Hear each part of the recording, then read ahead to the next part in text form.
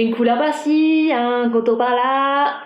Cette typo est vraiment super! Stop. Tu obtiendras un bien meilleur résultat en faisant tout le contraire. Alors, je ne vais pas t'apprendre à devenir un grand designer, je vais juste prendre un exemple très standard pour que tu puisses reproduire le truc. Voici un flyer que j'ai trouvé sur Google.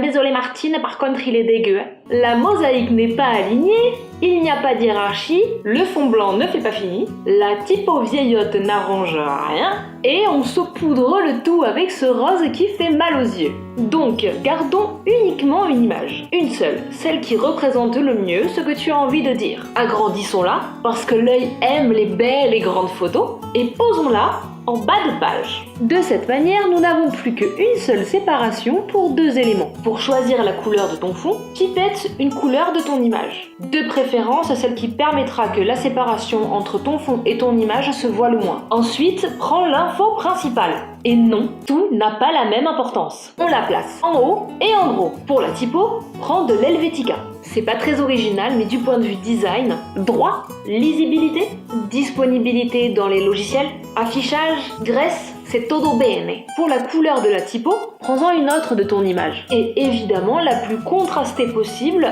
avec ton fond. Ensuite, tu peux caler la date ou autres infos en fonction de tes besoins, tout autour du titre. Le but, c'est d'éviter de faire flotter les petites informations n'importe où. Bon, nous avons encore des infos à mettre. Le truc, pour hiérarchiser sans alourdir, c'est d'utiliser deux graisses différentes.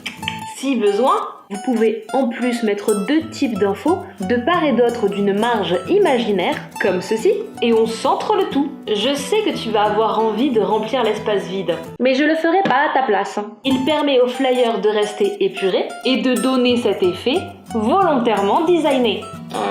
Pardon, excusez-moi, mais où est-ce qu'on met toutes les infos qui restent par contre? Ne t'inquiète pas, j'y viens. La plupart du temps, vous avez votre logo à ajouter, voire même celui d'un partenaire. Et la plupart du temps aussi, vous ne disposez que d'un JPEG sur fond blanc. Donc pour éviter le fameux désastre du logo sur carré blanc pour que ça ressorte, je te propose d'insérer un bandeau blanc en bas de ton flyer. Cet espace, en plus d'y mettre ton logo, te permettra d'ajouter les dernières informations. D'ailleurs, tu peux utiliser la couleur de ton fond pour écrire ces infos. Voilà, deux séparations, pas de contour, une seule typo, des couleurs extraites de l'image, de qualité, n'est-ce pas? Et le tour est joué! Vous noterez que c'est bien plus rapide à faire que l'original et bien plus beau. Et quand c'est beau et rapide, c'est efficace.